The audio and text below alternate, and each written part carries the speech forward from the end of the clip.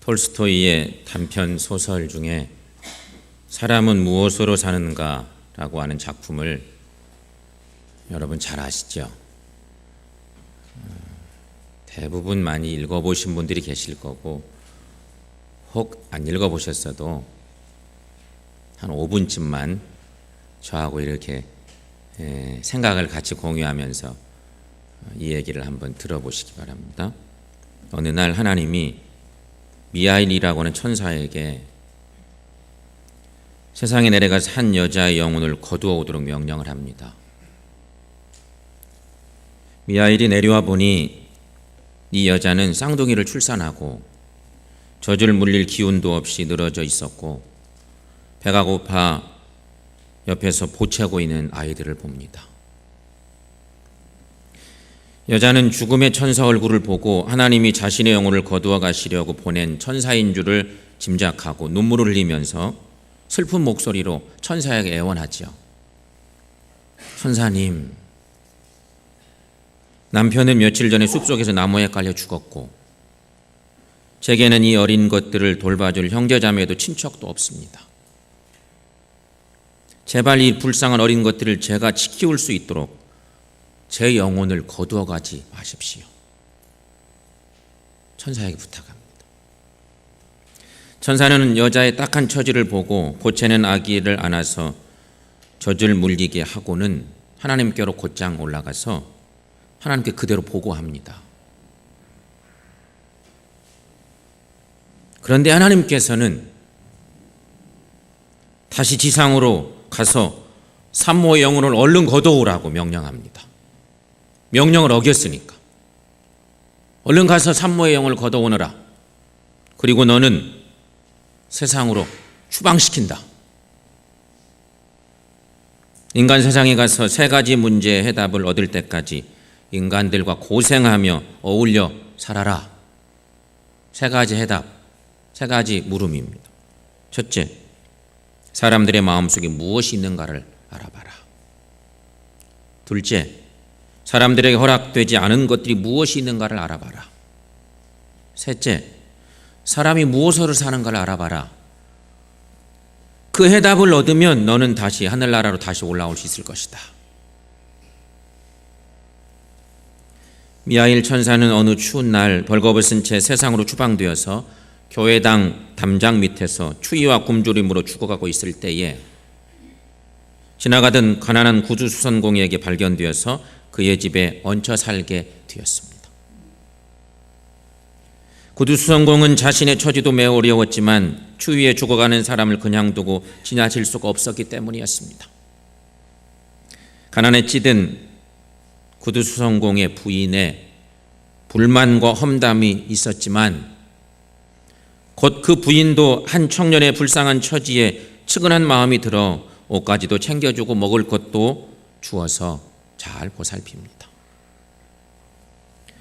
미하일 천사는 하나님께 주신 첫 번째 질문의 답을 얻습니다. 그 가정에서 하나님이 주신 첫 번째 질문의 답을 얻고 미소를 지으며 말합니다. 사람의 마음속에는 사랑이 있는 것이구나. 그걸 깨닫습니다. 모든 사람의 마음속에 사랑이 있다는 것을 알게 되는 것이죠. 미하일 천사는 구두수선공 밑에서 열심히 일을 했습니다. 일을 하다 보니 주인보다도 더 솜씨가 좋아졌습니다.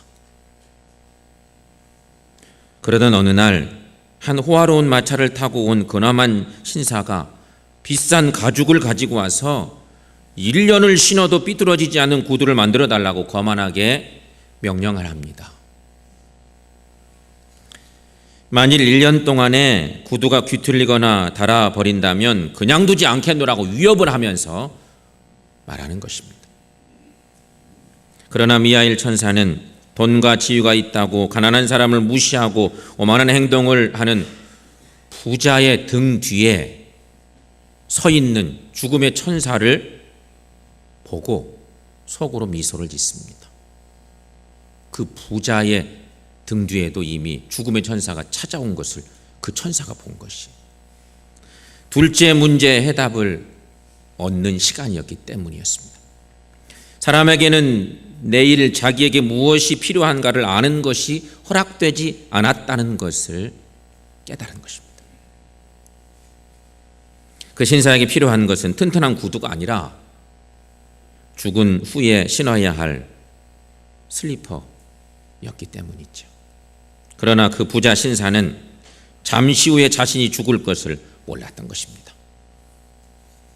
미하엘 천사가 인간이 되어서 구두 수성공으로 지낸 지 벌써 6년의 세월이 흘러갔습니다.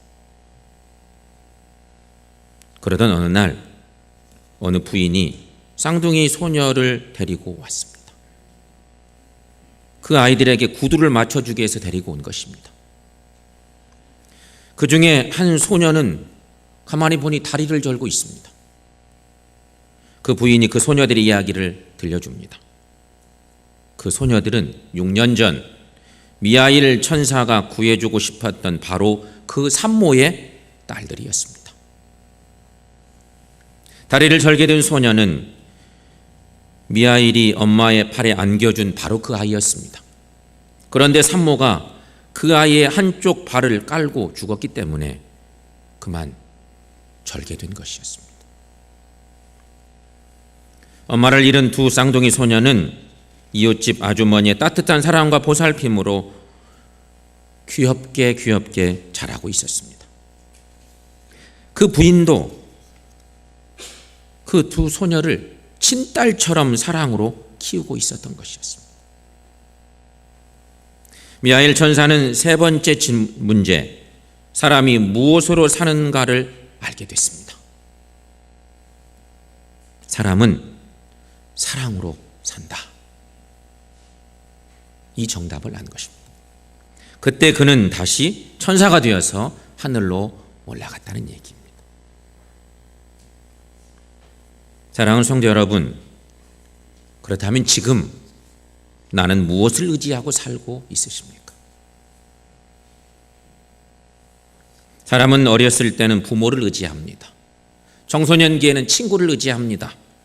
결혼 정년기가 되면 배우자를 찾아 나서게 되고 결국 사랑하는 배필을 만나 평생을 함께 의지하며 사는 것이 인생의 모습인 것이죠.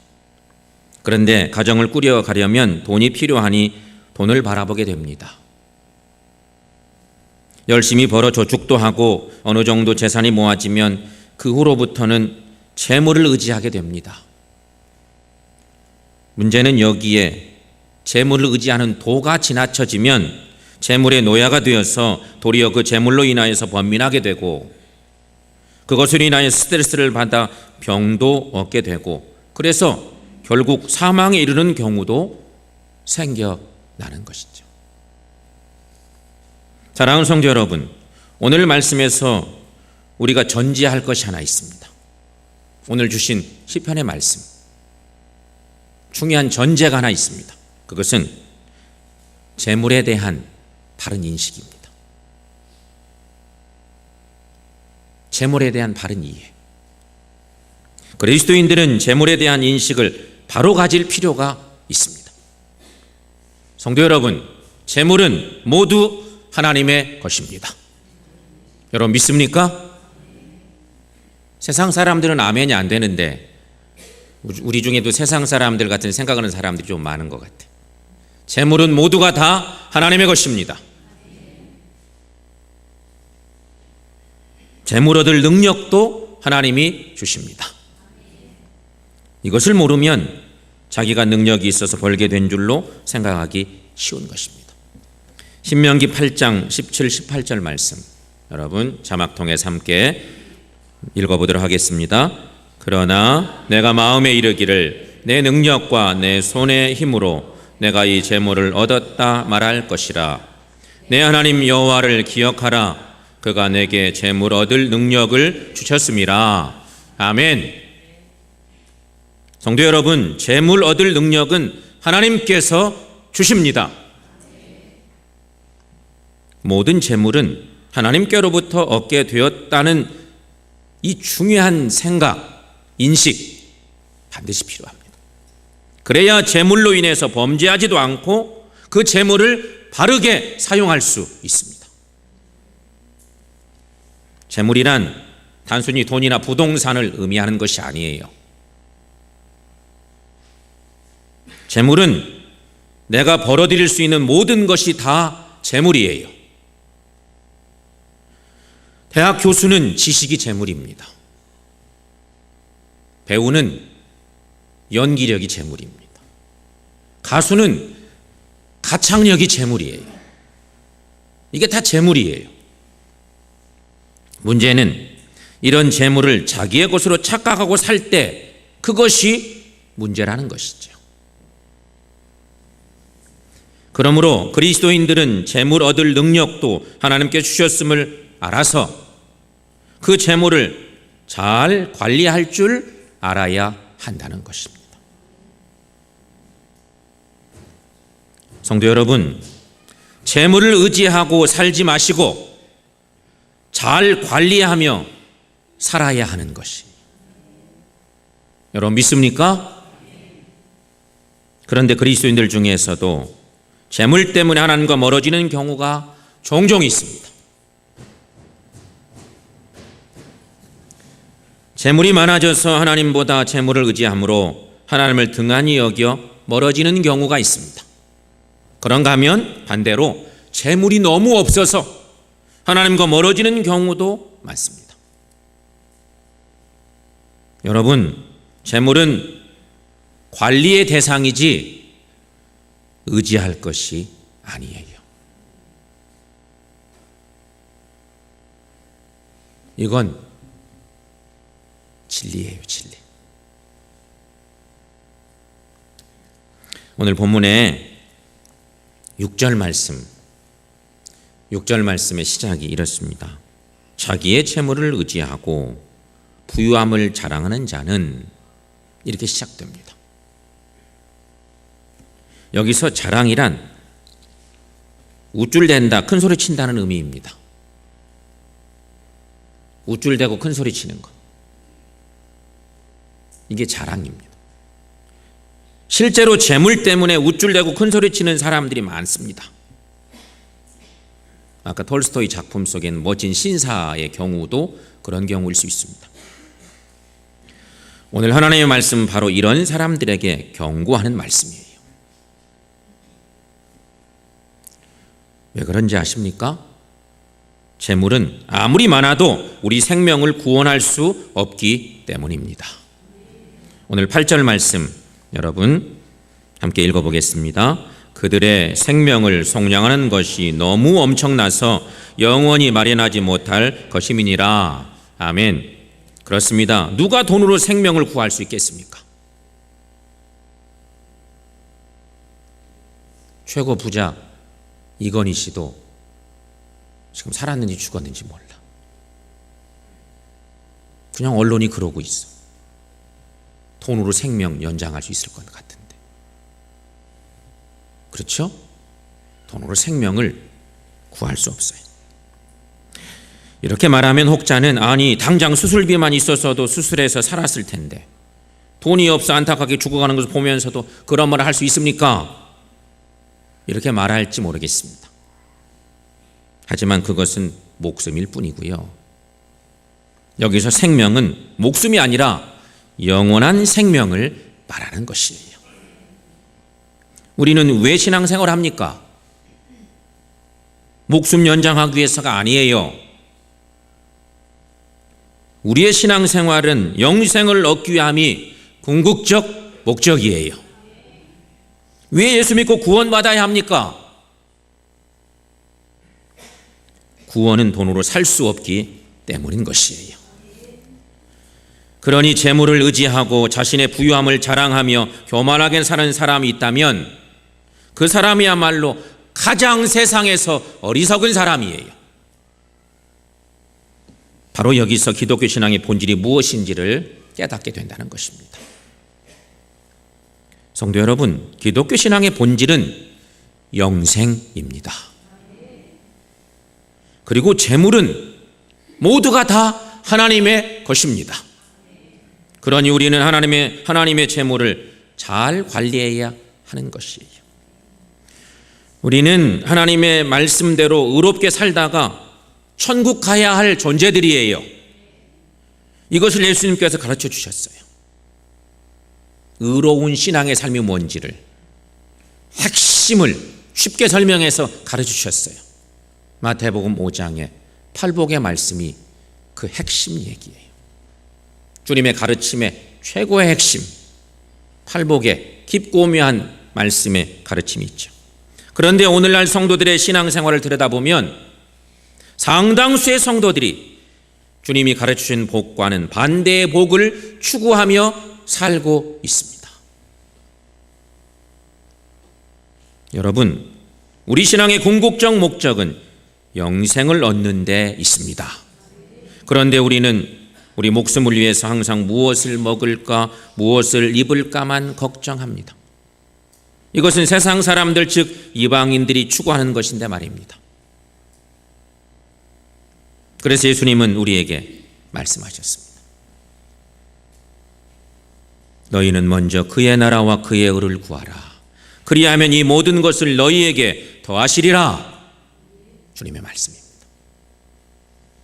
과연 여러분, 우리는 예수님의 말씀을 따라 살고 있습니까?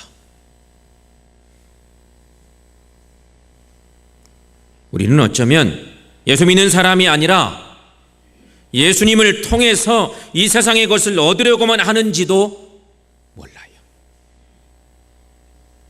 예수를 진정 따르고 믿는 사람들이 아니고 예수를 통해서 내가 성공해 보려고, 내가 못 이룬 것 주님의 능력을 힘입어서 이뤄보려고 주님을 이용하는 것 같은 우리의 모습인지도 모른다는 것이. 그래서 예수님께서 너희는 재물과 하나님을 겸하여 섬길 수 없다고 말씀하셨다고 생각됩니다. 그렇다면 여러분, 재물을 의지하는 사람들의 공통점이 뭘까요? 오늘 본문 9절 말씀에서 이렇게 증거하고 있어요. 시인은 그가 영원히 살아서 죽음을 보지 않을 것인가 라고 말하고 있습니다. 세상에서 제일 어리석은 사람은 자기는 죽지 않는다고 생각하며 준비 없이 사는 사람입니다. 우리는 수없이 죽음들을 보는데, 우리 부모님의 죽음도 맞닥뜨리고 형제의 죽음도 보는데, 교우들의 죽음도 보는데 나는 안 죽을 것 같아. 우리 이석이 저를 포함해서 우리 모두가 다 그런 생각하고 있어요. 근데 이게 세상의 최고 어리석은 일이라는 거예요. 이것은 부유한 자나 가난한 자나 마찬가지입니다. 영적인 눈이 열리지 못하면 자신은 영원히 이 땅 위에 거할 줄로 생각하는 것이에요. 재물을 의지하는 사람들의 공통점은 바로 이런 것이죠. 또 하나, 11절 말씀에 여러분 그 말씀 함께 읽습니다. 그러나 그들의 속 생각에 그들의 집은 영원히 있고 그들의 거처는 대대에 이르리라 하여 그들의 토지를 자기 이름으로 부르도다. 아멘. 이게 구약의 말씀인데 이렇게 오늘에 읽어봐도 그냥 오늘날 우리에게 그대로 적용해서 주신 말씀처럼 그렇게 우리에게 다가와요. 요즘 오늘날 토지에 소망을 걸고 사는 사람들이 바로 이런 이들 아니겠습니까? 하나님을 의지하는 것보다 자기 이름으로 토지와 건물을 등기해 놓으면 그것이 영원히 자기의 것인 줄 착각하고 있는 사람들, 또 그것을 의지하고 살고 있는 사람들, 그들을 가리키는 것입니다. 사랑하는 성도 여러분, 나는 지금 무엇을 의지하고 살고 있으십니까? 하나님을 의지하고 살고 있습니까? 아니면 재물을 더 의지하고 살고 있습니까? 여러분, 어느 쪽에 무게가 실려 있습니까? 우리는 하나님의 자녀들인데 어디에 더 무게를 싣고 살고 있습니까?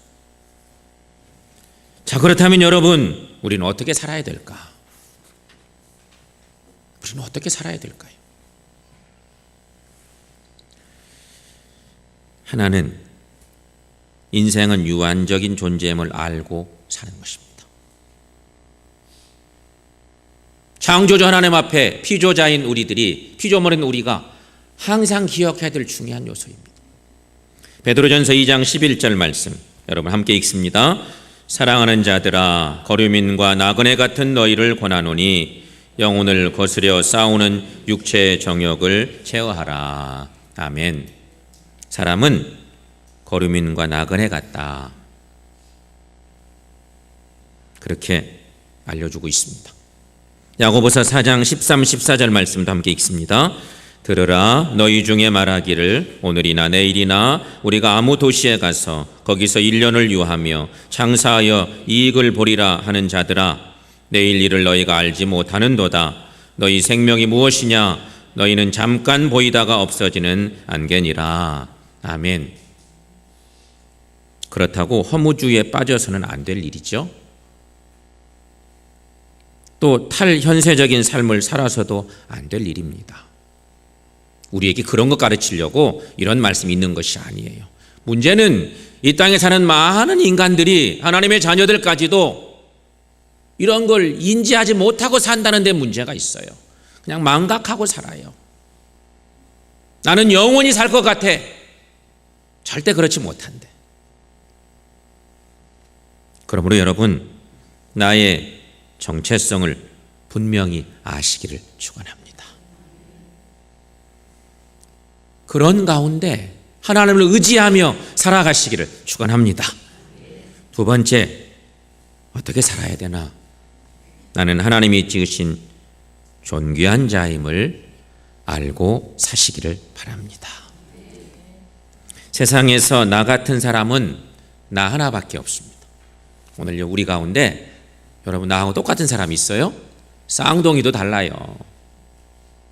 같을 수가 없어. 똑같이 생긴 것 같지만 전혀 같지 않아요. 세상에 나 같은 사람은 나 혼자밖에 없어요. 70억의 인구 가운데 나하고 똑같은 사람이 하나도 없어요. 그러면 나는 어떤 존재인가? 나는 하나님이 지으신 존귀한 존재입니다. 내가 존귀하다는 것은 내 육체가 존귀하다는 것이 아니라 내 속사람인 내 영혼이 존귀하다는 말씀이죠. 나를 조성하신 하나님은 나에게 당신의 형상을 불어넣어 주셨어요. 그래서 하나님 꼭 닮은 중요한 존재로 있기 때문에 우리가 소중한 거예요. 이 육체는 우리 영혼을 담고 있는 흙집 같은 것에 불과하지요. 근데 우리는 이 육체 때문에 정말 힘들 때도 있고 여기에 너무 많은 것들을 투자하고 그런 경우가 많아요. 성도 여러분, 우리의 육체는 다 죽음으로 끝날 존재들이에요. 아무리 육체를 가꾸고 얼굴을 성형해도 육체는 세월과 함께 시들어가게 되어 있어요. 그래서 인생의 제일 되는 목적, 그것은 하나님을 영화롭게 하고 하나님을 기쁘시게 함에 있습니다. 사랑하는 여러분, 하나님을 영화롭게 우리 하나님을 기쁘시게 하며 사시기를 축원합니다. 나는 지금 무엇을 의지하고 있나? 지금 현재 오늘 나의 삶의 현장에서 솔직하게 돌아보세요. 나는 무엇을 의지하고 살고 있나? 우리 스스로 그 해답을 압니다. 나는 유한한 존재이다. 나는 하나님이 주신 존귀한 존재이다. 이 중요한 사실을 기억하시고 창조주 하나님을 의지하고 오직 하나님을 영화롭게 하며 사시고 천국 백성다운 신실한 믿음의 삶을 살다가 우리 주님 부르실 때 천국 백성으로 합당한 주의 자녀들 다 될 수 있기를 주님의 이름으로 간절히 축원합니다. 기도하겠습니다.